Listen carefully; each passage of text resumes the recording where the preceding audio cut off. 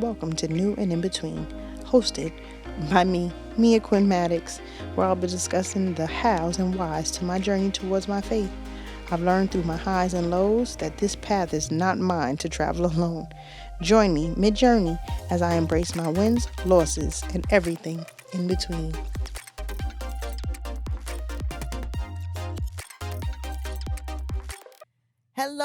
Hello, everyone, and welcome to New and In Between. I am your host, Mia Quinn Maddox, and this is my dear friend Nicholas, which everyone should know by now. Hopefully, you've seen the episode that we just posted last week. And when Nicholas was here, we just started having a slight conversation, and he proposed an idea to me, and I was very open to it because I respect my friendship. So when someone comes to me with something that sparks an interest in my mind, I felt like because it sparked an interest in my mind, it may be changing the way that I think and speak of myself. It may do so for you guys. So Nicholas is back again, and we're gonna have a conversation about the word nigger and being called black. So Nicholas, I'm gonna give you the floor, and I want you to let everyone know why you felt this was so important to have this discussion about. So I was with some friends in London about half a year ago, and we were sitting down. There were some lawyers there and politicians, and we were sitting down having a conversation. And one of the women in this group, who I didn't know, was listing. I can't remember exactly what we were talking about. And the reason I can't remember is because what happened during this conversation took me so far out of it that it made me go on a spiral and think about all this stuff. But she was listing groups of people for some reason, and she said, people from all different nations and continents, Pakistan, South America, the Italians, the Jews, all these people. And then she said blacks. And it kind of hit me that that was the only group of people that she mentioned that were not attached to a nation or a continent. And then it sent me thinking about how that as an identity is a very tricky space to be in. Black doesn't belong anywhere. Black is a color. And we've, as a group of people, allowed ourselves to be identified by a color and a color only, for the most part, as a lump group of people that you just call people blacks. No other groups of people are identified by a color. And people may argue, yeah, but whites, you can say whites. But whites are only identified by proxy as white because we're identified as black. Now, if you look at the English language and you look in the English dictionary, there is nowhere in the English language where black is seen as a positive. You go back centuries in the meaning of black and what it identifies in the world that we live in today and back then. There is nothing positive about that word and that color. The antithesis of that is white, complete opposite.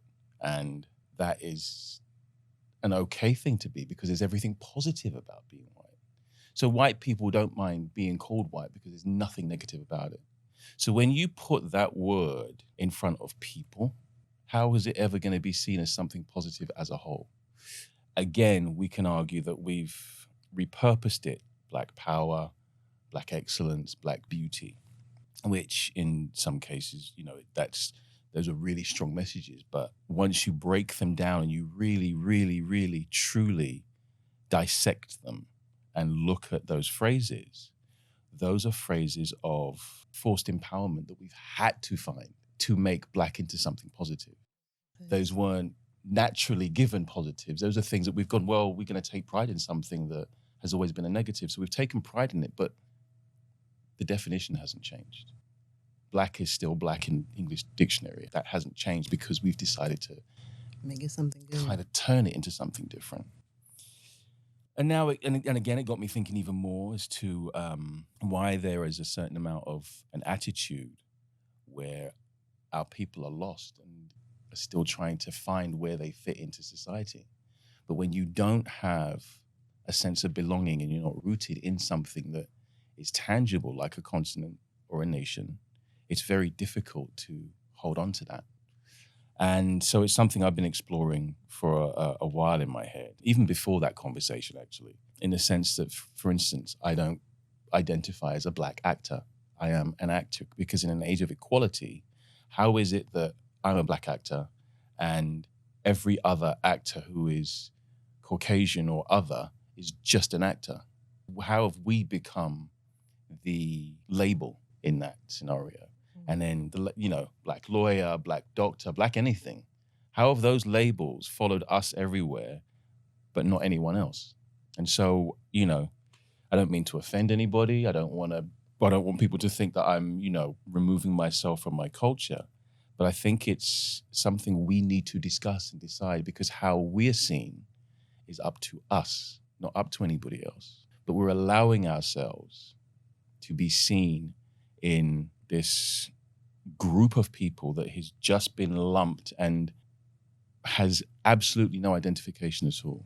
There is a culture surrounding it. Black culture has become something, but it never was anything, if you know what I mean. We made it into something. We made it into something. Yeah. But it hasn't changed the definition of the word in the English language and its meaning behind it.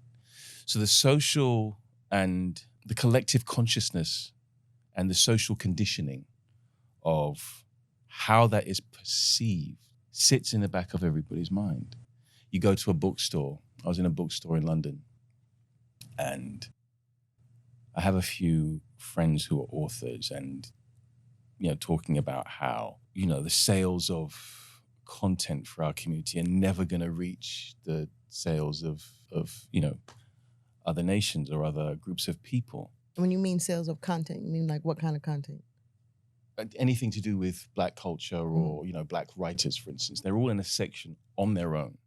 I understand that if you are looking for something specific, you go to that section. Mm-hmm. The problem being with that is it's become an accepted form of segregation, because that's what it is. Once you start to divide and separate, it becomes segregation. In the same way that for years, and this is something I think new to men, and having to think about it differently, is whenever we hear anything to do with women, men kind of switch off. That old phrase, chick flick, for instance. Men will go, chick flick, okay, not for me. So they'll avoid watching that movie so it will never make as much money in the box office. Female director. There's no such thing as a male director, it's just director. So it's the labels are probably the worst things that have happened to society that have come out of colonialism and patriarchy. So in the same way, men switch off to anything, and we don't do it deliberately. It's just a thing that we do in our subconscious, because we think, oh, that's for women. It's not for us. Anybody who's not black or Caribbean or African American or African, that's not in any of those groups, they see black books, they'll switch off because they'll go, that's not for me. Whereas if you were to take those books and you put them in alphabetical order in a bookstore under fiction or drama or, all the other sections, anybody looking for those types of books will go and not think about whether it was written by, someone of color at all. They'll just see back of it and go, oh, I'll buy that book. So those things, I think in some ways are designed to marginalize and designed to separate and keep us segregated. But how do we, as that group of people, deal with that in a better way? Because I think what is being done now and what we're doing now is probably not the best way forward for us. We had this conversation before about being called black or African American. And for me, I preferred to be called black, because African American, to me, I don't identify with where I'm from in Africa. I've never done those ancestry tests. I feel like if we've been here 400 years plus over 400 years of slavery, and then however much time from when slavery ended to now, I'm American. Like, I feel like I'm American. Yes, my roots are African, but I'm American. So I don't want to be labeled as African American. So for me, I'm black. So why not be labeled as American? And that's because in my mind, I needed to attach myself to an identity of I'm black. But when I started to think about it, because as you have this conversation with me, I've been thinking and stuff myself, like, because I know that there's power in the tongue. And I'm like, okay, if I'm trying to change me and the way I speak of myself, I have to think about if every word that I say about myself matters. So when I'm around people now, I'm like, watch what you say. It's power in the tongue. Be mindful. Like, we'll say little things like, oh my God, I'm fat, or I'm so ugly today, or I'm stupid. We don't realize that we say those little things. You're talking about yourself. Yeah. So for me, I'm like, all right, I'm black. It's obvious that I'm black. You could look at me. There's no confusion when you look at me of what I am. So I don't need to label myself as black. I'm American.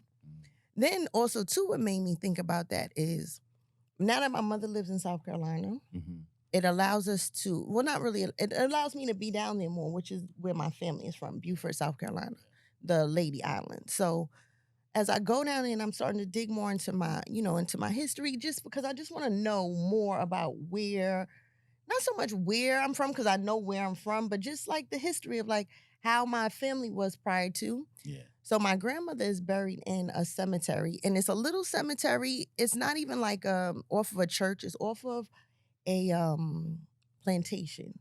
And the name, as a matter of fact, I'm gonna tell you right now because I had to ask my aunt. She's the fat keeper of the family. I was like, funny, my aunt's the same. She is definitely the fat keeper. Coffin Point Cemetery. Yeah. So I had looked up Coffin Point, and it led me to. I'm like, oh, okay. It's in front of this big house. This has to be a slave cemetery. So my grandmother wanted to be buried there because her grandparents are buried there. Her grandparents were born in 1892 and 1887, which means that they were only 26 years and 31 years free, which makes me the 5th generation. Wow. That's not that long ago. No, not at all. That's not that long ago. And if slavery's been over for as long as it's been over, and it went on for how long it went on, it's like, if I'm trying to identify myself, I don't need to identify myself as black. That's obvious. I'm American. We've been here a long time. My family has been here a long time. If I could go back to 5 generations and I know that they're in this ground here, that means I'm American. That's it. Because when I go other places, and I traveled all over the world, I've never been called black. No. Whenever I go and I had to really think about that. Anywhere that I've ever been, I've never been called black. I'm American. Think about what that means. And again, how we identify ourselves and allow ourselves to be identified compared to how people see us. Yeah. And how people see us is partly how we present ourselves. That is true. So if we present ourselves as black, which again, you look at what it means in the dictionary and you understand that it is just a color. And actually, technically, it's not actually the color that we are, because if this is black, then what color is this? And then we get offended when someone says, I'm like, no, I'm brown. Or if you call someone who's light-skinned black, they're like, no, I'm light-skinned. Yeah. So it's like we wanna identify, but we still want to be separate. Yeah. When it's obvious, like, we're not white. Yep. And it doesn't really matter what you are, because if you're not white, you're not white. Yes. Exactly. Right?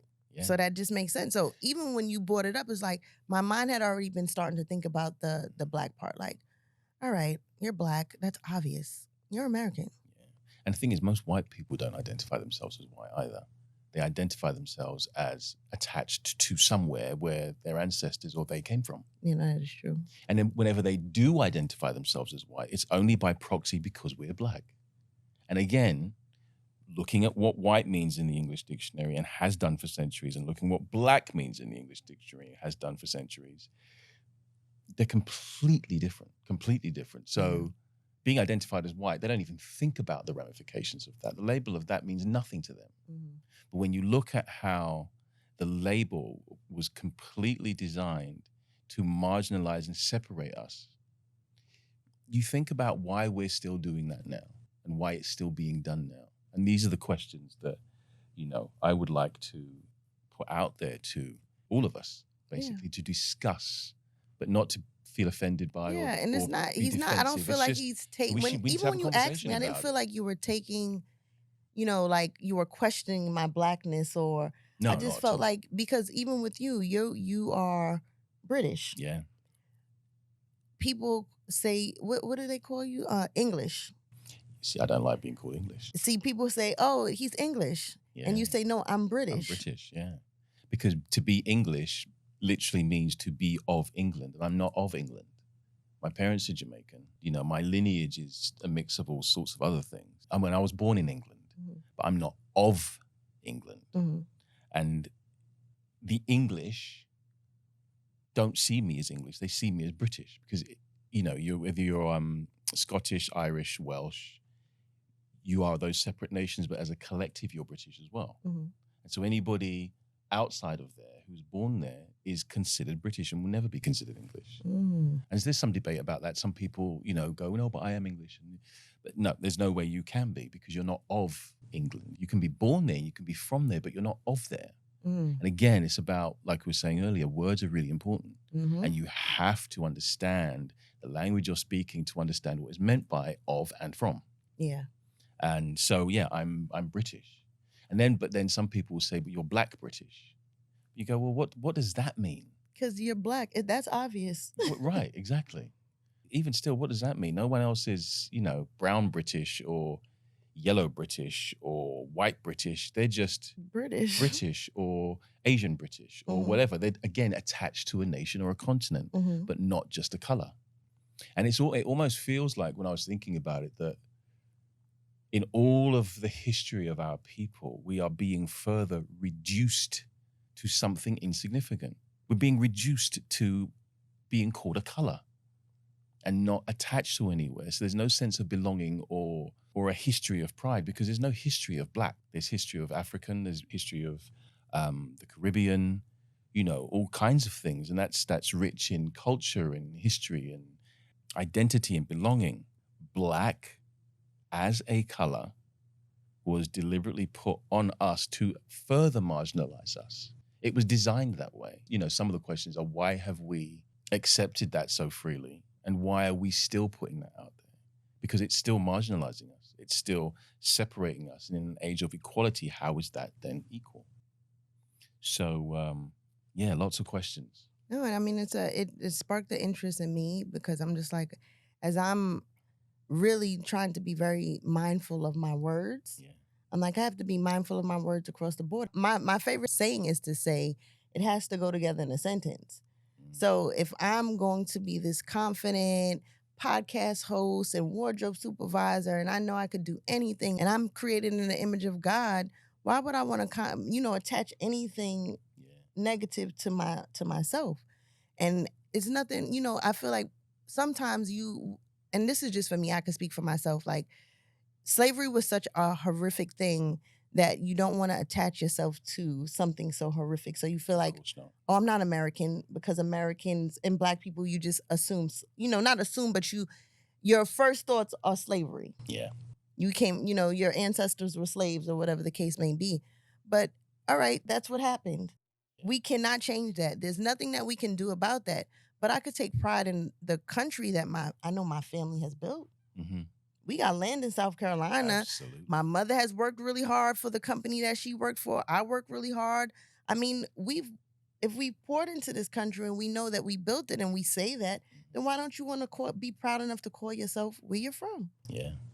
A lot of people Jamaicans came from Africa. They got dropped there too, but they take pride in calling themselves. We're the only person who don't take pride in calling ourselves Americans. Yeah. And I mean, I don't know how people feel, or, because you have to be very deliberate with what you say, because someone will take one little word.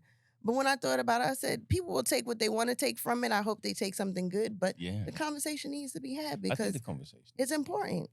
It's the conversation needs to be had in a safe space where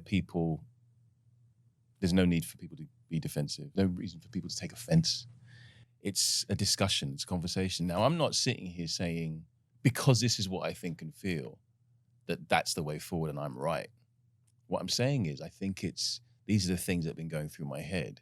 I would like to discuss it with other people that to see how they look feel, like me, and see how they feel, and try and understand it as a whole. Because if there is an understanding and there's a shift in the consciousness that we have, and there could be a different way of us being seen and represented in the world that is more positive for us, then why shouldn't we look at maybe doing that? And that is how we are called and what we are perceived and how we are, considered.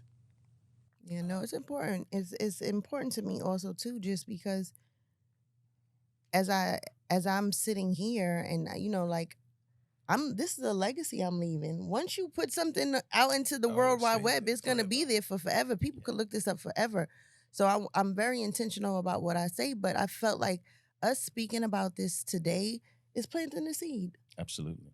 And it might spark an interest in someone else, and it might cause a conversation or a debate, or even if it causes an argument. I don't care what it causes, it's going to cause something.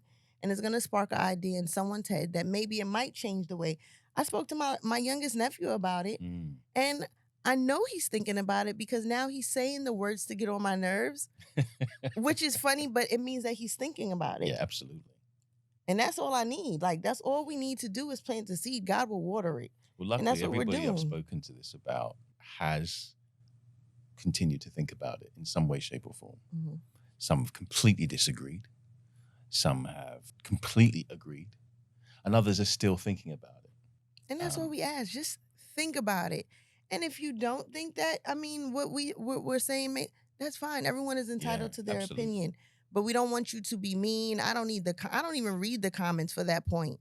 I mean, for that part, like what I'm doing this for is not for the comments. It's for me to spark one little thing. If I could spark one little thing, change one little mindset, make someone think, let me not say that. Yeah, absolutely.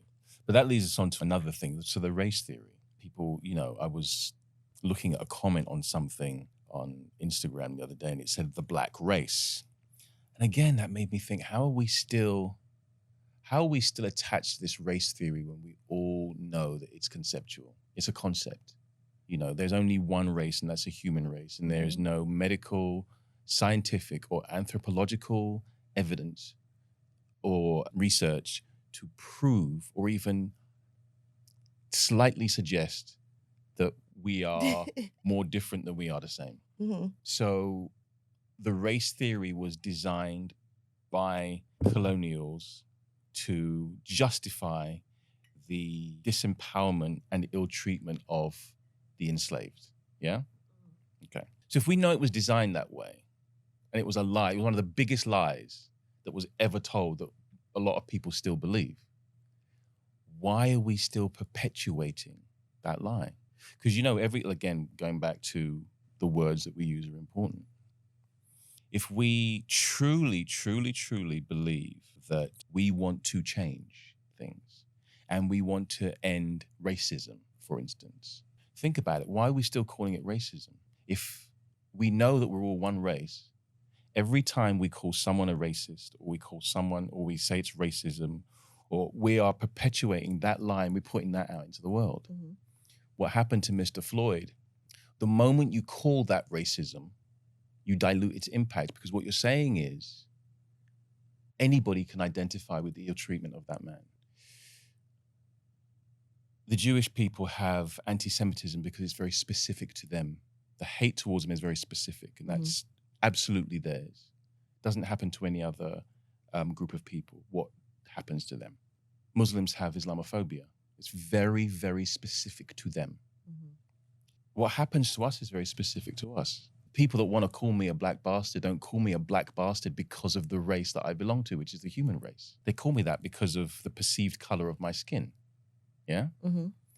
So what's that then exactly? If it's not racism, is it colorism? Is it culturism? How do we define these things to make it actually what it is and not pull us back into being attached to, again, the biggest lie that the world has ever been told, that we are all separated by race? And that's something, again, I think we have to be accountable for in some ways, because we put that out there. We still are perpetuating this lie that managed to be put in place to marginalize us, get us killed historically. And we're still further, everybody, not just us, but we are, as a collective group of people on the planet, are still putting that out in the world. Some people argue that it's, even though it's a lie, it's become a thing, but everything that has become can be undone. And, it's the law of nature states that change is ever constant, nothing stays the same. That is true. So why are we continuing to keep things the same when there is absolute scope for change? to not even repurpose, but to realign the position of what these things mean and where these things are positioned within our lives. So again, that's a whole other part of the conversation, which is race. Yeah, now let me ask you. I know you told me that you went to boarding school, right? You grew No, up, I didn't go. My siblings did. but you grew up in a very, like, even how your friend group is. You have a very diverse group of Yes. friends. Yeah. When Nicholas does a barbecue or does a get together, he has a very, very, very diverse group of friends. Very, very diverse. Now, do you find that you do that because of how you grew up? Yeah, I went to an American international school in Saudi Arabia for 5 years. And that's the time in my life that cemented how I see the world. Mm-hmm. And so I see the world very internationally. I see the world as very broad and very open. So to me, I'm not limited. I don't feel limited by the friends group that I have, the music that I listen to, the places that I go to. I have zero fears or intimidations about going anywhere or being among anybody. Or being different. Yeah, I have no fear in being different. I actually glory in being different. You know, I relish in being different almost, not to a point of voyeurism or, sycophantic kind of fantasies, but I really like being different because what I was taught and how we were brought up, even in the home, was you treat everybody the same. We never had the talk because my parents, I don't know why. I spoke to my father about it once, but they just kind of felt that they didn't feel it was necessary for us because if they put that on us, we would think that way. And so they didn't put it on us. Yeah, in my family too. When I think about it and when I really sit down and think about how I was raised, I'm like, I never heard there was the conversation of racism or things happening or just never. Yeah. Like, so my great aunt, my aunt Bean, she just passed away a few weeks ago. She was 90. Lauren, how old was Aunt Bean? 96? She was 96. But I also know there's a certain air about my family. So I question, like, did you guys, like, how was it down here?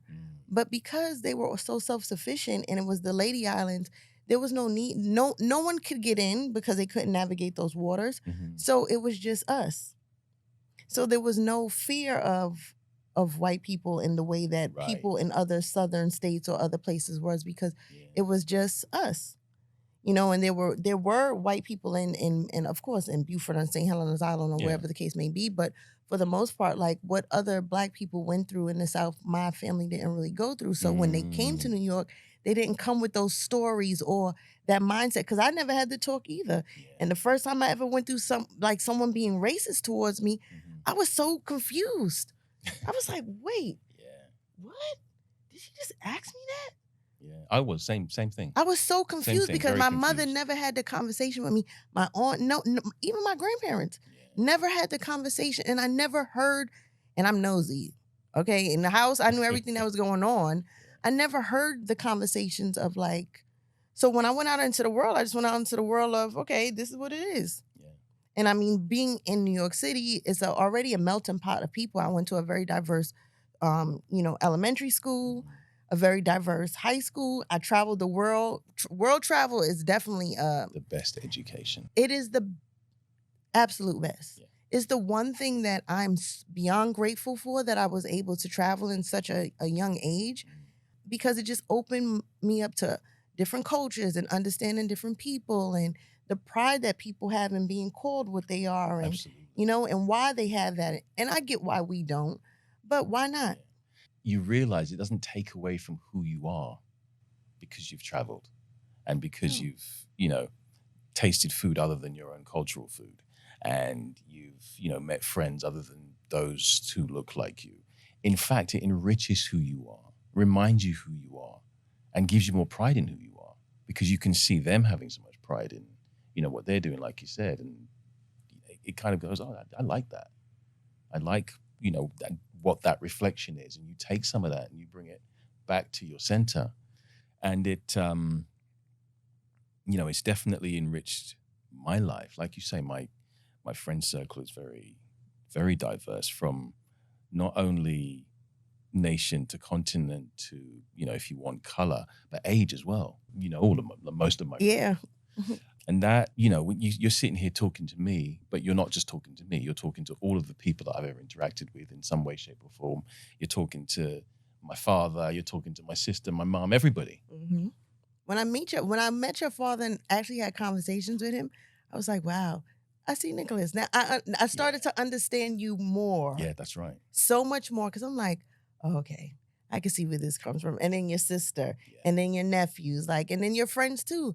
It just makes me understand you that much more. Like, oh, okay, Nicholas is a good guy. Because all of your friends, your friend groups, and I've seen them be really big, and now they're starting to get a little bit smaller, especially when you come here. Yeah. But it's all the quality people. Yeah. Because we're not one singular entity. We are made up of so many. And the more of that I absorb, I feel the richer I become as a human being, financially. So, yeah. Oh, I would have said it more. Listen, Tanya, we can say whatever we want, right? Tanya says we can say whatever we want. Okay? So this is on Tanya. No, forget all of that stuff. It's just how, the richness that I have as a human being, the more knowledge I have, the more understanding that I have of people, because it's a constant quest of understanding and developing and growing. And the more diverse my friend circle is, the more I feel I've gained from them. And I can talk to them about anything. I can talk to them all about this subject and feel safe. There's not going to be an argument, or I'm going to be offended, or, oh, Nicholas doesn't think he's black. He's, because this is what happens. As soon as you go against, then everyone wants to cancel you, and they don't even leave their mind open to just thinking about what you're saying, because it makes sense. Yeah. And if in all you do, you're trying to gain an understanding, there's nothing wrong with listening and having a conversation. No, I could leave here and call myself whatever I want, and you're still going to be my friend. Yeah. But at the end of the day, it's for me. And it also, so in the word black, we also bring up the word nigger. Yeah.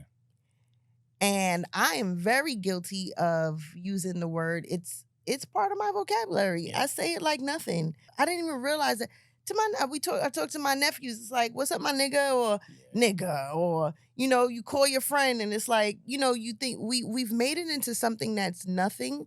But when you really think about the word, so I asked my mother yesterday. I said, because it's always interesting to ask her perspective, because she grew up in segregation. Yeah.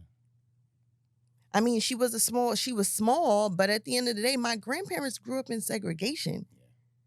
You can't go to the same bathroom. Imagine you got to go to the bathroom. You have to go all the way down around town to a black bathroom. You thirsty, you can't drink from a water fountain. My grandparents experienced these things.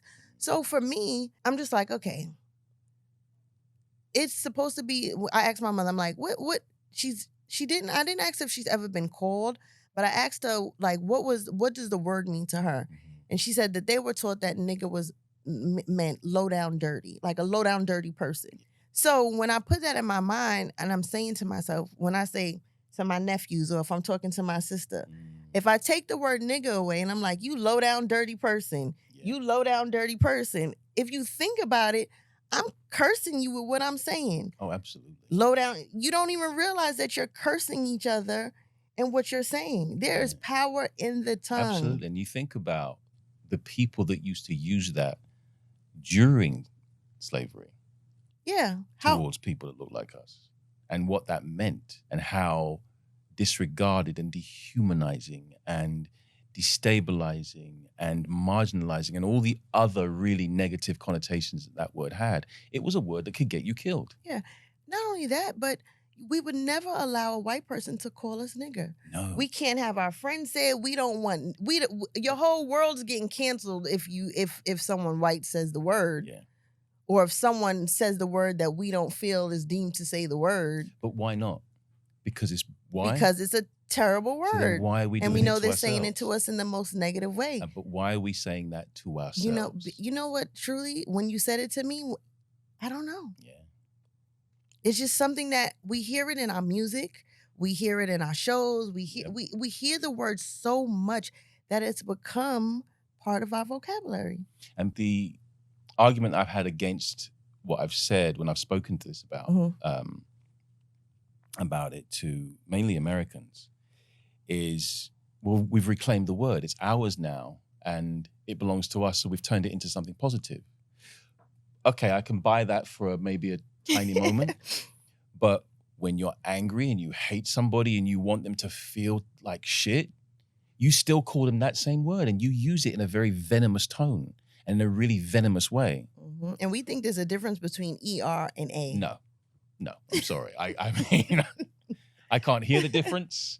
To my trained ear, can't hear the difference. Mm-hmm. And people will say it's about intention. Okay, fine. I can buy that for a second. Mm-hmm. But when the intention is negative, why would you choose that word to call one of your own people? And you won't want anyone else to call. Let anyone else call you. Yeah. You know, let me tell you this funny story. So me and my sister was out one night and we were waiting for the car, and I don't know what happened. It was some kind of malfunction happening or whatever. So the guy was taking a little bit longer to get the payment through. Yeah. And this couple comes and they, impatient. Everyone's coming back from dinner. Everyone's, tipsy, whatever the case may be. And they're like, we need to go. We have kids. And they're just like, so now we getting into this back and forth thing. And I finally just was like, I'm tired of arguing with this person. And I said, you are a nigger. And he, first of all, his wife was like, oh my God, that's enough. That's it. No more. I mean, when I tell you, if you ask my sister is here with us. My sister's always normally here with me, but she was like, did you just call him that? He was so offended that it made him just be quiet. Right. He had no more, he couldn't even argue back with me. He was so appalled that I called him that. But that goes to show how negative that word is. Yeah. That even a white person's going to take offense to it. He was so because they know how bad it is to say it. So everyone is conscious of it, which is why I never use, and I don't like the phrase the N-word. Because the moment you say the N-word, it's almost like you're giving the word nigger a free space to not be offensive to people. Yeah. And it's kind of, well, we can say that or they called me the N-word, or, that person used the N-word. And it's like, but that word is really horrible and visceral to hear. So you're giving it space to be. It's like calling it Voldemort or what's the reference? He who shall not be named. Yeah. You're still giving it power. Yeah. Use the word. Because I don't think the word should be, I personally don't think the word should be used anymore at all in songs, in shows, in daily life. It should be confined to history and only in that context should it be said. And we should be able to recount the word if we're telling a story. And that's, like you said, that's what someone said. But again, part of my question out there in the world is, why are we using this word with and against each other when it has such negative connotations? And how do we expect other people not to use it when they see us using it all the time? And it's in music, and the most popular music form there is alive today, now. I mean, and when you consider that, not only, and it's not just rap, because I know rap gets a bad rap, but it's in R&B. It's in tons of. I mean, in. You hear it so much that it just becomes. It's like when you're around someone and they have like sayings or little things, nuances that they say, and you're around them long enough, you pick it up and you just start saying it. So then it just becomes natural. And if we don't understand that there's power in the tongue, and if you don't understand that there's a realm of the world that we don't see, the spiritual world, we're just cursing each other. Yeah. And when you consider that, and I mean, that's my mother's definition. So you know that there's so many other terrible ones. My mother doesn't curse, so she wasn't really going to give me anything great anyways. Thanks, Mom. But when you consider over the past 20, 30 years, we've built up this, within our community, we've built up this empowerment movement with each other and for each other. Why are we still doing that? Why are we still allowing that word to permeate through all of the greatness that we've built up in, enriching ourselves and each other? But that word is still there hanging over us, and it's still being used. It's still being used in a negative way, not only by the people that we don't want to say it, but by us to each other.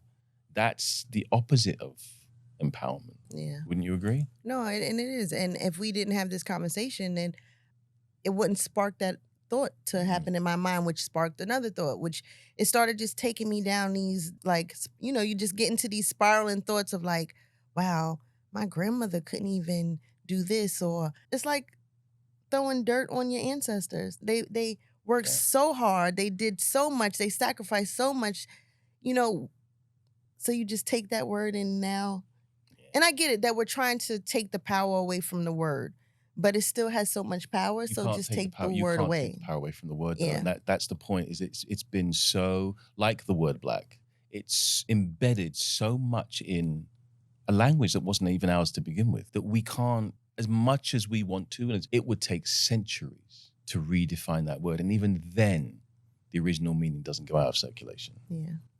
And I don't think it should, because if you lose the original meaning, then you lose the history behind it. Exactly. And I still feel like you need to understand where the word came from. Yeah. And because it's also in the Bible labeled as black man, right? And we don't, that could be from anyone rewriting the Bible or whatever the case may be, but it's still a word that has so much negativity attached to it that it made me think, like, if I'm someone who's trying to be intentional with my words, if I feel and really truly believe that there's power in the tongue, but that's also for me finding my identity in God and not just in the world. Yeah. When you don't have an identity, you're going to want to attach yourself to something to feel like because you feel lost. Yeah. And one of the things that we all, every human being on the planet needs is to feel like they have a sense of belonging, like they belong somewhere, like they are part of a group. But when that group is not stable in its identification, i.e. black, which doesn't belong anywhere, it's really difficult to find grounding and roots in that and feel very stable and secure and confident. Because you think about the land, you think about the earth, and how grounding is very, very important. When you attach your essence and your being verbally to somewhere that is tangible and is grounded and is earthbound, like I would say, Britain or Jamaica, those are things that I can go to and I can feel a sense of belonging about. And I can be enriched by my Jamaican culture, and I can go to London and feel at home there. I often question, where is black? Where does that ground me? Where does that belong? And, we could say, well, it belongs in your home and it belongs in all that, but it's so dispersed. It doesn't have a tangible space that it really, really sits in solidly. Yeah, so then it just makes you be lost. And so it's... usually, when you're lost, you're in the dark. Yeah. The dark is black. Yeah. So you're pretty much telling yourself that you're lost. That's right. Right. There's so many things attached to the word, because black magic, just all kind of things that you don't think about it, because it's what everyone else is doing, and it's what everyone else is saying, it's what everyone else is telling you that you're supposed to do. And when you don't have an identity in yourself, you follow behind people. Yeah. And, from what I understand, black isn't actually a color in nature either. It's an unnatural color because it doesn't have any light in it. The night sky is not black. It's the darkest of blue, because you take away the light from the blue sky, it's going to be the darkest of blue, which gives you the illusion of blackness. But it's not black. It's the darkest of blue. Brown is the same. You have the dark brown, but it's still has the color of brown. It's not black. So when you look at, again, the definition of it, without light, and nothing is without light. Absolutely nothing, because, nothing in nature can work to its maximum without its absolute opposite in tandem. So you have to have even the smallest amounts in there. That's why God made night and day. Exactly. And so we are allowing, again, ourselves to be called something that is unnatural, something without light in it. And when you look at what light means, which is everything pure and holy and gracious and spiritual, you're going, well, you're a black person. You don't have any of the goodness or lightness in you. You're just, all the things that black is. Again, putting these words in front of our job titles, our personage, our culture, everything, we have to really, really consider what that does, not only to us, but how that's perceived by other people on a subconscious level. Mm-hmm. Because a lot of it's not conscious, which is why we have to sit here and think about it and go, oh, that's how it made me feel. Because it's not in the forefront of our everyday. It's a subconscious feeling. It's a subconscious reaction to these things. If that's happening to the likes of me and now you and lots of other people I know, how does that manifest itself in other people who aren't us, people who don't look like us? Have you had the conversations with some of your friends, and what have they said? Like, what is their perspective on it? I have. I mean, it surprises me how many people haven't thought about it. It's never come into their questioning at all. Yeah, me never. And that's a surprise to me. It's something that is not talked about more. And so that's the first thing that happens. The second thing that happens is every single time you can see the cogs turning and people really thinking about it and questioning it and trying to find an understanding in something that they never thought about before. I'm sometimes met with defense because people don't want to be questioned and they don't want to question themselves. Yeah. Or because that's a really hard thing to do. No, it is. It's a really, really tough thing to do. Don't, get me wrong. All this thinking for me has not been easy. It's been really hard. Mm-hmm. Because you have to tap into a place of truth and honesty that doesn't sit comfortably. Yeah, because even myself, I had to say I'm guilty of that. And I catch myself sometimes saying it in front of people that are not Black, and then I'm like embarrassed. But I could say that. But then why? I don't think about it. And That's then right. now, but no, I catch myself. But then once that moment is over, you don't think about it again. Yeah. But now when you brought this to me, I really sat and thought about it. Like, I really went through my mind about just, like, for the last couple of days, just really, like, just thinking about, dag, I have so many Black men that are stuck. Yeah. Stuck. Yeah. But you cursing each other. You low down dirty. You can't get out of that because look what what you're calling each other every day. And the thing is, you catching yourself in front of white people saying it and feeling a bit of a way. If it was something positive, that wouldn't be the case. No. We they should be wouldn't able to think understand twice about exactly. saying it. And again, that tells you something, that there's something maybe not positive or right about what we're doing. Yeah. When we're catching ourselves and we're feeling a bit embarrassed, or we're kind of half saying it because we don't want them to hear. Mm-hmm. Why not? If you're proud of it, if it's not something that, that doesn't cause a tiny if we're somewhere bit of public discomfort, and there's different people around, you're like, shut up, like yeah. I mean, and there's some people who don't care at all, but that's just because I don't think they've just had the thoughts yet. Yeah. But, when you really think about the things that you do, and if you do that, that does mean that subconsciously, it's wrong. That's like your intuition telling you, Absolutely. like, that's wrong. Yeah. And so going back to it, I have other friends who have really taken it on board and gone, oh shit, that's actually completely rocked my world now. And what happens is they want more discussions and want to discuss it more. And, they're exploring it more. They're coming to me and telling me things that I haven't explored myself, because it's now become a thing. It's become a chain reaction of discovery and exploration into what identity means and how powerful that is, and how for so long, listen, I get it. We've had to take pride in something that wasn't ours in the first place. Yeah. It was put upon us. Yeah. What do? Black power, Black pride. We have to, because that's what we were given. Yeah, we took lemons and made it into lemonade. Exactly. We made it into lemonade. But when that lemonade has no sugar, it's just bitter and water. it's just bitter and sour, and it still doesn't go down comfortably, we have to consider why that is, and we need to add some sugar to that. Yeah. In our everyday. And I think for me, moving forward as a people, all of us need to have a discussion. We need to continue these conversations. We need to think about how we can make all of this a more positive thing in the future. And that may mean us taking accountability, making some changes in the way that we see ourselves, allow other people to see us, and put that out in the world. Yeah. Because if we stop saying nigger, guarantee you everybody else kind of would. Yeah, it's like there's lots of English words that have gotten forgotten, that are forgotten. They've been confined to history. Yeah. And some should. Yeah. And, I propose that us identifying as Black and then finding a nation or somewhere, like you say, America.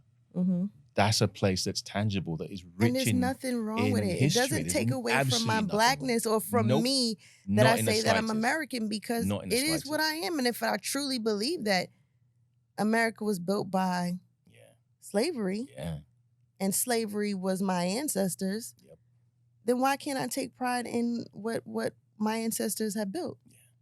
So, you know, it really started getting my mind going, like super thinking about it, because, you know, you think about the way that things happen, the way that the system is worked against us. It's like slavery ended, but now there's jail. Right? And then they make all the rules so that no matter what you do, you're going to jail. You know, it's so much bigger than us. But I feel like a lot of us, because we don't have identity, we don't have a belief system in God. If you believe that you were created in the image of God, and that's where your identity comes from, then you won't have to search for identity in anything else. That's right. Yeah. There's a lot of truth in that. A lot of us aren't given, you know, aren't taught that, aren't fed that, or, you know, even for myself, just renewing my faith and really gaining an understanding of, all right, well, if I'm creating in the image of God, then I know that I shouldn't be doing this, or I shouldn't be acting this way, or I shouldn't be worrying like this, or it really does change my mindset. So then I don't have to, it's not about being a wardrobe supervisor. You know, it's not about being a celebrity stylist anymore. I'm just Mia Quinn Maddox, and that's it first. Because when I die, you know what happens? All those other titles don't go in front of my name. It goes Mia Quinn Maddox. Yeah, because it's a struggle, I think, that I've felt, and through discussions like this, other friends of mine have felt, is we are the only group that are not allowed to be people before we are Black people. And when you think about that in every context of our lives, there's something ill-fitting about it. We are the only people that are not allowed to be people first before we're Black. Black actor, Black artist, Black music, Black anything, Black engineer, Black stylist, chef. Black chef. That doesn't happen to anybody else. Yeah. Why does it happen to us? And why do we do it to us? And why do we allow it to happen to us? Again, I think it's hard, but I think there is a certain amount of accountability that we have to take for that. And then if we are open to taking accountability, how do we then move forward with that? How do we remove ourselves from the label? But removing yourself from the label doesn't mean you remove yourself from how you feel. Yeah. Because whenever I talk about this online, the people that cut me down the hardest, the quickest, and the most are other Black people. There are other people that look like me, because they feel offended, because they think I'm trying to remove myself from my culture. And that's the furthest thing that I'm trying to do. Yeah, I mean, you can't. No, I can't. Exactly. Have no you matter seen what me? you I'm do. 6'2". Yeah. You know, I'm this beautiful color that I am. I, you know, hone into Jamaica whenever I can. You know, you've heard me flip into patois whenever. Listen, okay? You know, and it's I eat confusing the because you're like, food. what? I'm not removing myself from No. anything. It's just the label and the identity that I think has been more negative than positive across the centuries in this world. But I also think that you value yourself in such a way, and that comes from your upbringing. Some of us aren't taught to value ourselves and to have values, and how important having values are, and character, and morals, and integrity. Like, and so you attach yourself to the nearest and easiest thing that will give you some sense of value and morals that actually doesn't belong to us anyway. And it's culture. Yeah. Culture is what we identify to, because it makes us feel like this is mine. But again, Black culture is so monolithic, because Black isn't one thing. Yeah. And that's, again, where it becomes quite dangerous as a term.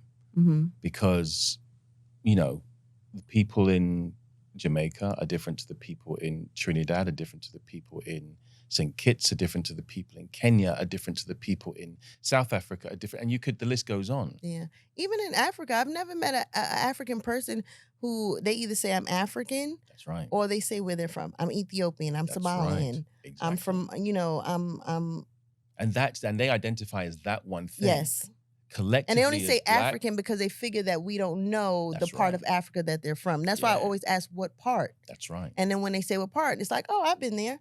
Oh, Yeah. you've been to Africa? Yeah. I'm like, yeah. And North Africans compared to South Africans or East, they like completely. And don't make the mistake. It's like, do not make the mistake, okay? Do not call someone from Ethiopian, Somalian. Yeah. It's like, it's offensive. Like they take deep offense to it because they take such pride in their. It's like calling a Sicilian an Italian. Yeah. Again, it's Or like calling no. Dominican, Puerto Rican. There you go. Yeah. And so that monolithic aspect of Black is one thing, Mm-hmm. I think is also a very disempowering aspect of our identity, because it just lumps us all into one category, like we're all just one thing. Mm-hmm. And so easy for the media and the powers that be to point the finger, dumb down Blackness or Black, and everybody feel it as a ripple effect. When actually that's nothing to do with me. I don't identify with those people over there. What, just because we're the same color? Yeah. Again, that doesn't happen to anyone else. So why does it happen to us? Why do we allow it to happen to us? And how do we stop that from happening? Yeah, with the words we say. There's power in the tongue. I think that's a start. Yeah, and I mean, we may not see it. I believe a lot of the things that I do, a lot of the things that I say, a lot of the things that I pray for, a lot of things that I pour into my nephews or I see change. I know that I may not see the glory of everything in my lifetime, but I know that for generations to come, that's what this is for. Yeah.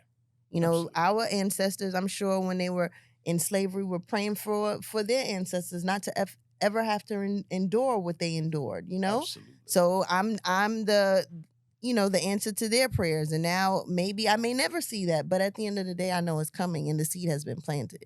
Because it is. I felt like it was such a great conversation to have, and to put out there to just get people to think. And that's all we're asking you to do is just think about it.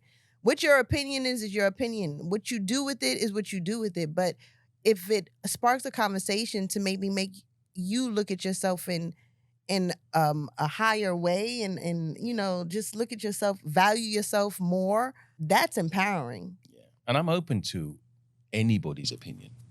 Genuinely, I want to hear what people say about it. What I find uncomfortable is that people feeling defensive, and people feeling they need to cut you down because you've said something that they don't agree with. Again, I'm not sitting here saying that I'm right or we're right or this is the only way. I want as much information as possible, and if someone's got another idea or a different perspective, I want to hear it. I'm open to understanding that, and I'm open to listening and really taking that on board, because it might change something that I feel or think from what we've said today. But it has to be a safe space to have this conversation. And that's something that I found, in some cases quite difficult, is finding those safe spaces, because other people of our culture feel people listen to reply. Yes. They don't listen to understand. Yeah. When you brought it to me, I didn't say anything because I needed to think about it and really go in and think about, why do I say these things? Because a lot of times we answer and we don't even know why. We're just saying it to be indifferent. We're reacting. Yeah, just exactly. We're being reactive. Oh, you trying to tell me I'm not Black? I am Black. Oh, so, and then we're in an argument. And which is nonsensical. Exactly. Now I'm offended. Oh, Nicholas thinks he's not Black. Oh, Nicholas thinks, he telling me I'm not Black. So he thinks he's trying to, it's just, and then we get into that spiral, which then takes you so far away from just thinking about it. And maybe sparking an idea in your mind to say, maybe I need to stop saying that. And this is how I know you're grounded, because you were able to absorb it, ground yourself with it, and we can then talk about it. Yeah. I find a lot of the people who are lost are the ones who are reactive, because they feel it's an offense and an affront on them, and it's really not. It's not about them. It's not about the individual. Yeah. It's about us as a collective. And it had already been something that was already in my mind, because for me, as I'm going through this stage of growing and entering into new levels, I had to retrain my mind on how I thought of myself. So when I do my affirmations, like I never really I'm like, okay, I'm doing these affirmations. I don't really understand what this is. But I'm like, if someone is giving me something, my therapist is giving this to me to do, it's obvious that she feels like this is going to be a benefit to me. Yes. Because she felt, and she didn't say in those words that I had insecurities, which I did, but having insecurities, but I was insecure. There was a lot of things that made me insecure. And just in our conversation, she was able to say that she didn't label it so that I didn't take that on and then I wouldn't be offended. Yeah. But she gave me something to do. And I was like, oh, okay. I don't really think that I'm any of these things that I'm saying. But as I'm saying them to myself over and over and over, they say 21 days of doing something builds a habit. I'm like, no, I need more. And then I got to do it more. And then I'm starting to see it in myself. So when I enter into a situation where I may feel rejected or I may feel like, any of the feelings that I feel, I could ground myself in knowing that's not me. I'm confident. I am beautiful. I'm wonderfully made. First of all, if I'm created in the image of God, how could I think anything bad about myself that's like thinking bad about God? Yeah. If he created me in his image, then things will change. Like even now, things, as you get older, things are changing. I'm not changing what changes. I'm going to learn to love what changes. Yeah. Because it's going to change again. Yeah. And for a person who never liked change, those little things, like even just with, the weight change and now the texture of my hair and my hair is thinning in certain little places, those changes, it's like embrace the change. And don't let it take away from me. I'm still confident. I'm going to be confident no matter what. I'll put on a hat. I'll put on a scarf. Remember when I had to cut? Oh my God. Nicholas was around one of my... I was just thinking about that. Listen, that was one of the... So I'm a very adventurous person with my hair. I change my hair all the time. I felt like every show I needed to have a different hairstyle. I'll cut it off. I'll have braids. I went super blonde, platinum blonde pixie. It was super cute. I was super cute until I wasn't. And when I tell you, it was like, it just started falling out. It was like mange. And I'm not going to say the person that I say that I look like. It was terrible.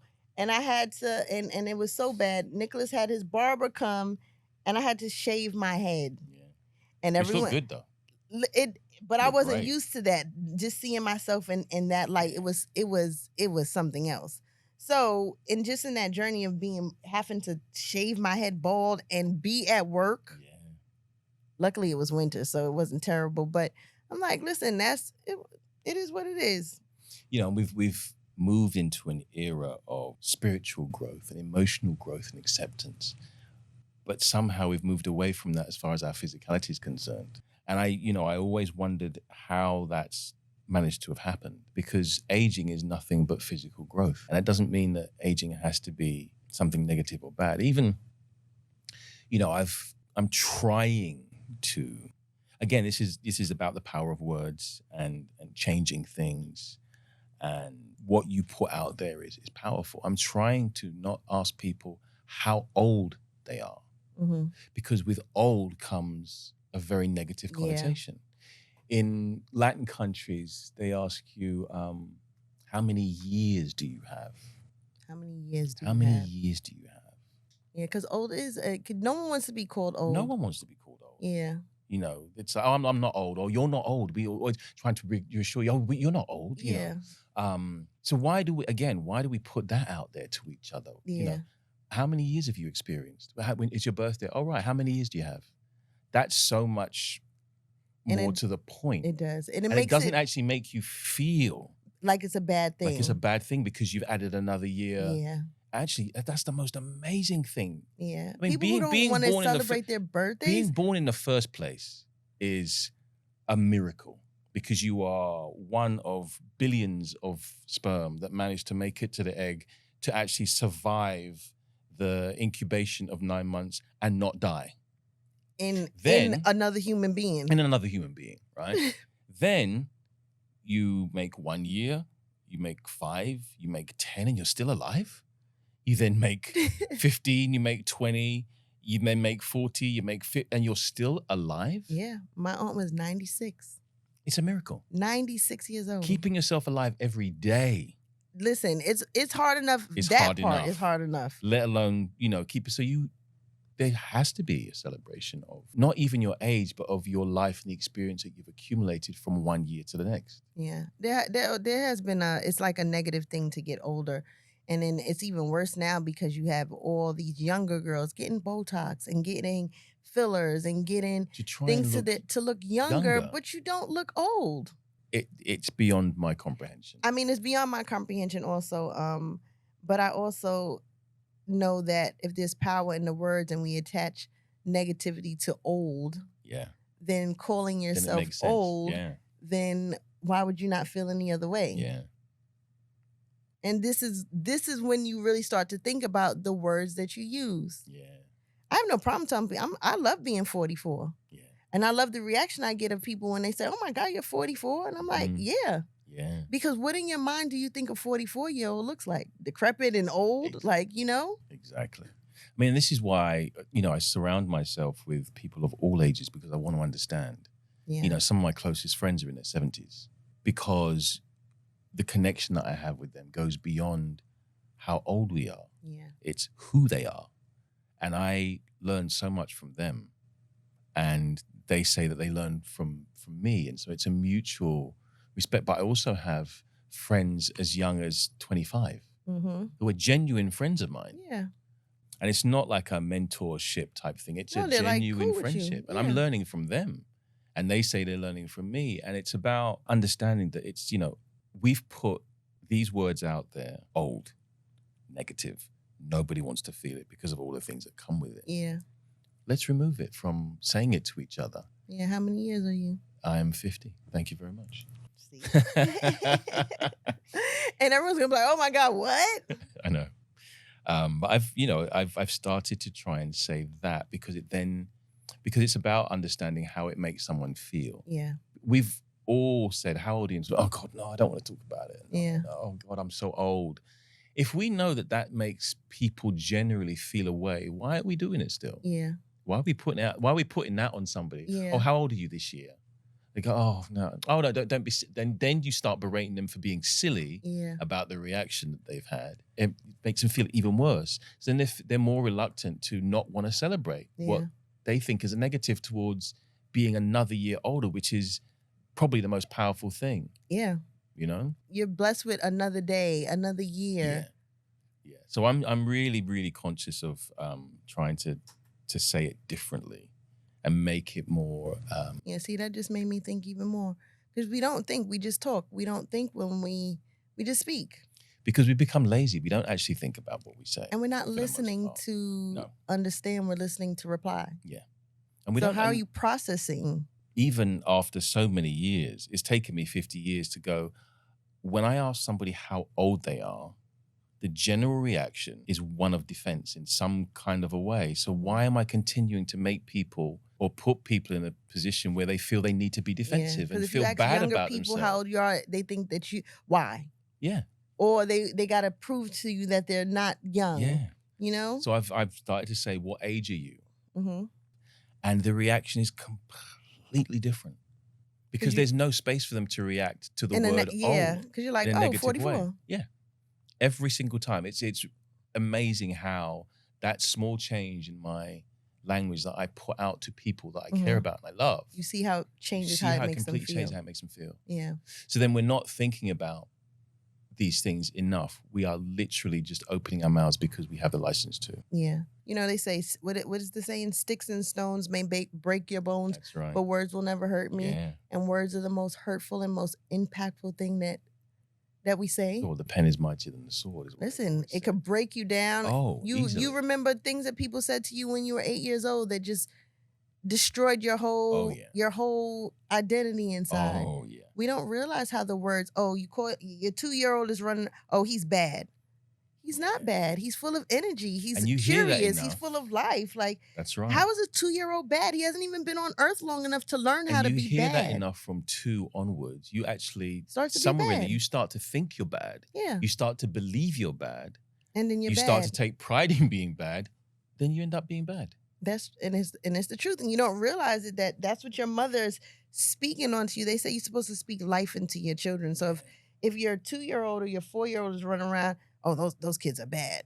No, they're probably sugared up and full of energy and curious. And imagine a 2-year-old.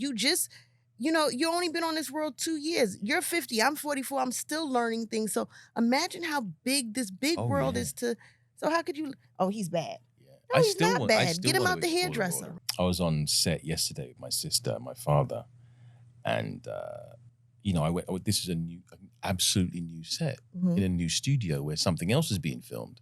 So I had some downtime. I went walking around because I want to explore the world around me, the environment around me. I'm curious.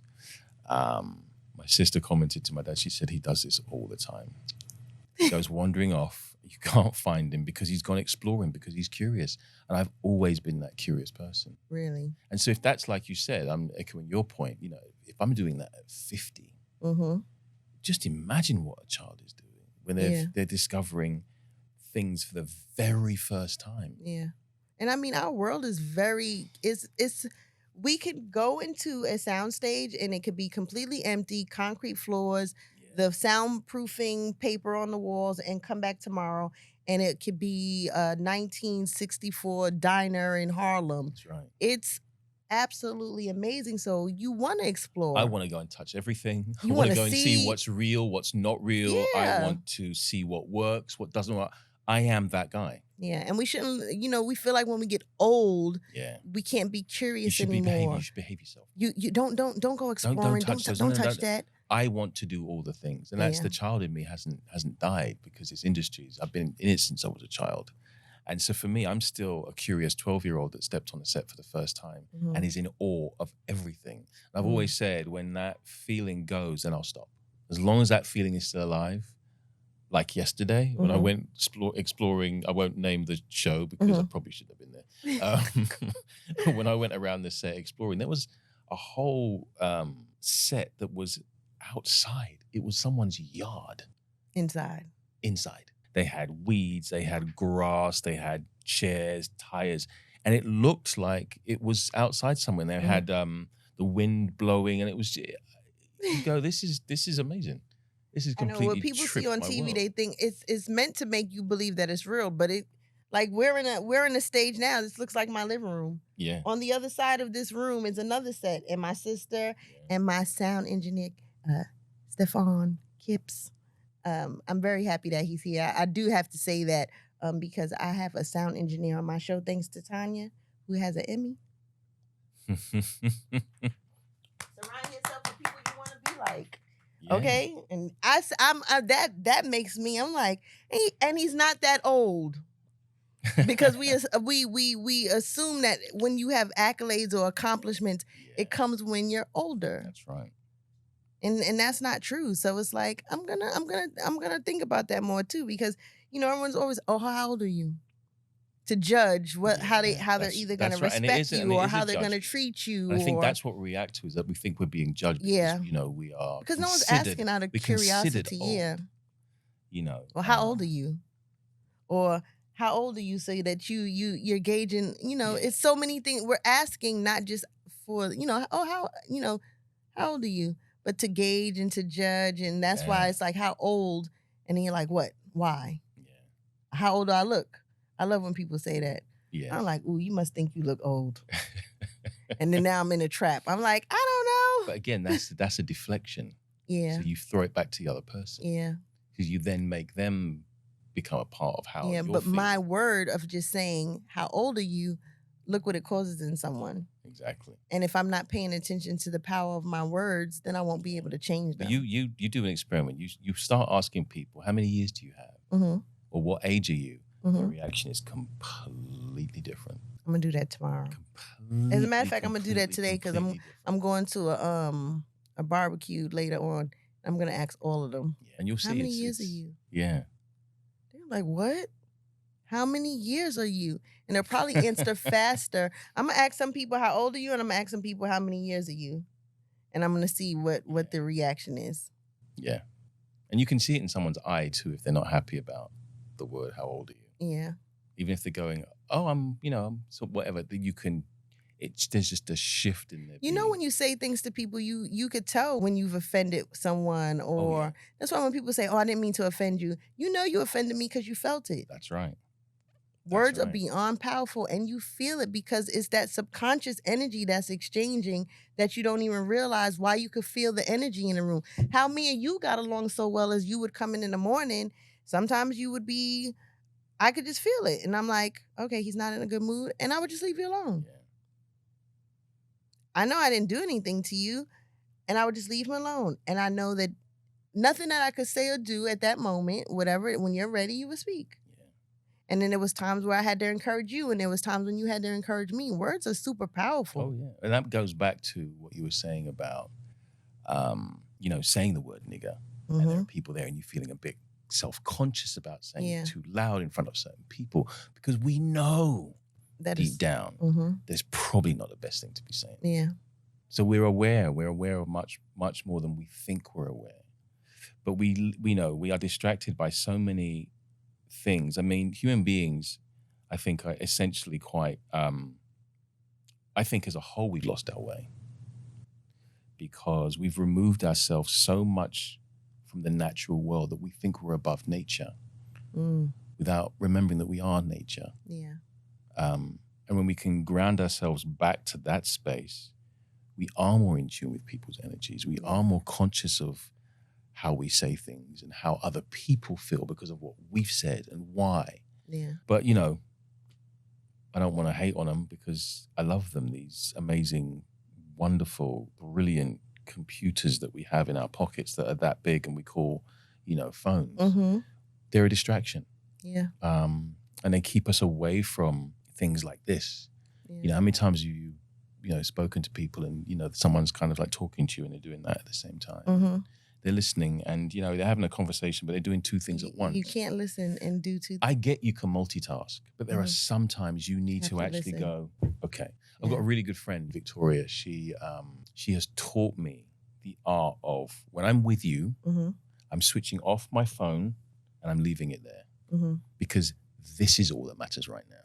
And so when I'm engaging with my friends or am I in a meeting, everything, I consciously go, do you know what? I don't. And what's been happening is you realize that it's really not that important to check your phone every 5 minutes because my phone's constantly on silent, constantly. So I never hear it ringing. I've taken away all notifications because the distraction is easy. And we're always looking for an outlet. We're always looking for a way out because sometimes sitting and having a conversation can be uncomfortable. Even with people, you care about, love, and you have a lot of trust and you're safe with. Some things can be uncomfortable. So what we do is we look for a distraction to take us out of it, even if it's for a minute. But the most powerful thing is to sit in that discomfort with somebody and actually turn that into something that, we're conscious of. And it's okay to feel uncomfortable. Yeah, I was super nervous about doing this, about just discussing this topic because we live in such a world of people who are just, they're not listening to understand, they're listening to reply, and then you're getting canceled. So it's like we're having this conversation and it wasn't for me to be offensive. And I'm not listen, whatever's supposed to happen is going to happen. I believe that there's a plan, and the plan that I leave my house, God orders my steps, the Holy Spirit guides me. And at the end of the day, whatever's supposed to happen, happens. I just wanted to... Is this discussion going to get you canceled? But I don't care if it does. And that's the crazy thing about it is that if this is the end of my podcast, I feel like I left strong. Yeah. And I'll do something else. Like I can't be canceled. You know how many times I've recreated myself? Try. That's not nothing I've ever been afraid of. Like tons of people don't like me, haven't liked me. I've been on a whole set where, trust, you've seen, you've experienced. I don't know what I be doing, but I know one thing, that I know how to walk in that. But your energy is really powerful, and some people don't know how to deal with that. No, lots of people don't know how to deal with it, but I'm learning myself. I didn't know how to deal with it. Yeah. So when you're that powerful and you have that kind of presence, if you don't know how to control that, and it's how you make people feel. Yeah. It's like the other day I don't remember who I was speaking. Oh, how it was you, as a matter of fact. How you set the tone on set. Yeah. Even if you were in a mood in that dressing room, as soon as you left to go around everybody else, you would make your mood change. Yeah. And then that changed the whole mood of set. no matter how early, no matter how terrible the weather, if you came in with a good spirit, speaking to everyone, hey, chatting people up, the energy on set totally changed. We had a great time. So for me now, I think, yeah, I'm very much I'm not really a morning person, but for the sake of my team, for that 10, 15 minutes, I make myself be chipper, because that'll change the mood of then, and then maybe that'll change the mood back to me. Yeah, and it's also claiming that space as well. I mean, there were times when, as someone who suffers complex PTSD and is high functioning depressive, I would claim that space and I'd let people know that I wasn't in a great mood. But knowing that I can compartmentalize that, still be dealing with what I'm dealing with, doesn't mean you have to be an asshole. You can be depressed, you can be in a bad mood, you can be upset about something, but that's my stuff. I don't have to spread that out to everybody else. Yeah. That's part of being kind. Well, I think it is, and it's part of being responsible and taking ownership of who you really are. Yeah. I remember being on set, not only on our show, but on many times where I've come on set and I've said to the first, look, I'm not in a great mood today. I woke up this morning and everything feels like it's awful and I want to, stay under the covers. I'm here, so please tell everybody that if I'm not getting their eye contact or I haven't come in saying hello, that it's not to do with them. Just let them know that I'm struggling today. And you know what happened throughout the day? Is I get a hand on my shoulder. I get someone giving me a hug. The encouragement. I get someone saying, I hope your day gets better. Because I've taken ownership of it and I've not been afraid of allowing people into that part of my world. And I've had nothing but kindness come back to me. And what happens during the day is my mood lifts because I'm surrounded by this collective consciousness of kind and giving people, because I've been brave enough to take ownership of it, not hide it or be an arsehole because I'm just going to vent on everybody because I'm not feeling good that day. Yeah. It's like a way of saying, hey, I need a little hope today. Yeah. Subconsciously. And I'm not very good at asking. No, but it's like subconsciously you saying, hey, I'm not having a good day. I'm not in a good mood. And everyone feeling that from you and knowing that they don't have to say anything to you, but just the hand on the shoulder, a hug. It's going to be it's going to be fine. And actually, you've just made me realize that that's my way of trying to make everyone else feel comfortable. But actually, and I've just realized this now, it is my way also of asking for help without realizing that that's what I'm doing. Because we think that there's power in the words, but there's also power in actions. And if you are able to connect with someone subconsciously, then they need help. Yeah. Yeah. It's helped me tenfold. But again, it's it comes back around to everything we've discussed in this chat, is taking accountability and ownership of something and changing how you define it. Because I could, again, take some of my depressive ways and some of my moods, and I could spread that onto everybody in a really negative way. But that doesn't feel good for me. Yeah. And I think before I was conscious that depression was what I was going through, I might have done that. I might have come in with an energy that wasn't great. Yeah. And I'm saying I might because I actually genuinely can't remember, because this has been so normal for me over the past however many years. But I think I've become so conscious of my behavior and the things that I do and the way that I put forward my place in this world, that it's really been empowering, taking ownership of how you feel. Because we're taught that how you feel is not, you're not supposed to have feelings. You're not supposed to feel, and you're not supposed to tell people how you feel. But if I'm not feeling good or if I'm not in a good mood, I need to forewarn you. So it's like setting a boundary. Yeah. So then now you know that it's not you, because all of us, everyone always takes it so personally. Oh, she's mad at me. Yeah. Oh, he did that to me. Oh, he canceled on me. Oh, he didn't do what we take it so personally when you're not giving any room for you to take it. I'm not in a great space right now. So please, everyone be aware so that you know. And then now if someone says good morning to you and you don't speak to them, they're not like, oh my God, Nicholas is nasty. He's an asshole. He doesn't speak. Because you might be in your head, And I mean, I feel like I don't believe that we should always have to give an explanation for how we feel, but in that environment, it's appreciated. Yeah, definitely. Yeah. But it also took me a while to realize that someone else's stuff isn't my stuff. Yeah. So when they're feeling that way and they're reacting that way towards me, Yeah. I have to go, okay, something's not right with that person. Mm-hmm.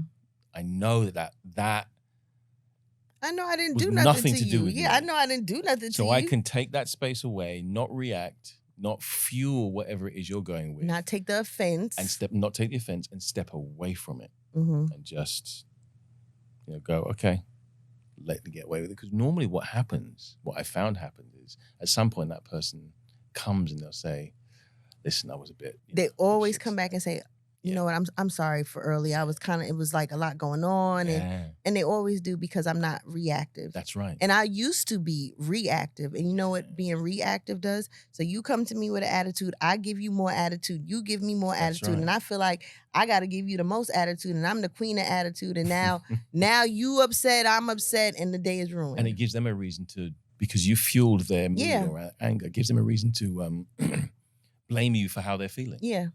When you take that away and you take accountability, and go, I'm not gonna step to you right now because I know that's nothing to do with me. You might have had an argument with your spouse, or you may have had an argument on the way here with some road rage person. I'll give you that space and I'll let you speak to me that way because I know there's nothing I've done to cause this. Yeah. Always gives people space to reflect, react, and come back and approach you in a and you're right, that does happen all the time. Yeah, no, I mean that does make a lot of sense, and just the energy between people that we don't realize how sometimes our actions and our words don't match our energy, and the energy is what you feel. And being grounded and connected, it's like I was never a nature girl. I'm a city girl, 1000%. And my sister over, after the pandemic kind of connected me. I had started going outside and venturing, but now like I thrive for it. It's like, I want to go sit in the backyard. And now my eyes are open to it. Like, oh, look, I just saw a skunk.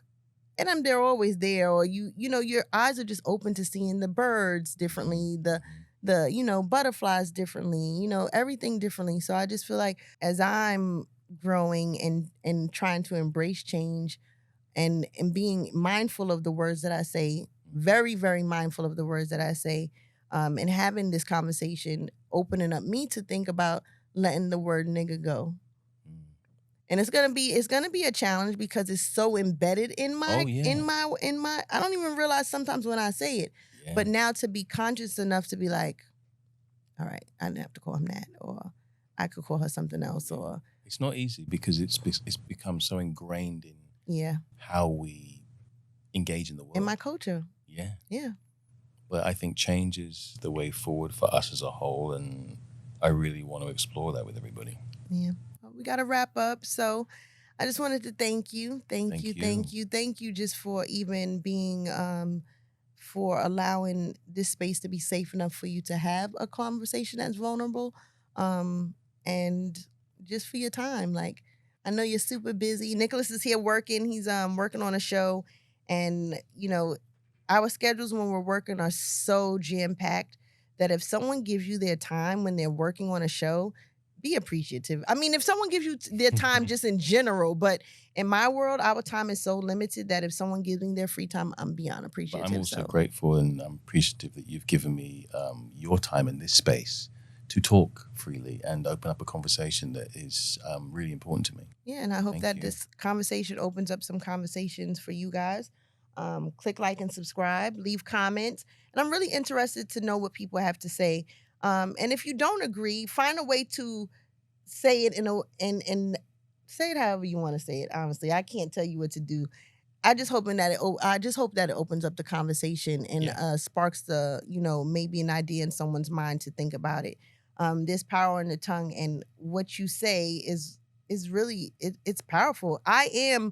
And what follows behind is one of the most powerful things you can say about yourself. So be mindful and think about it.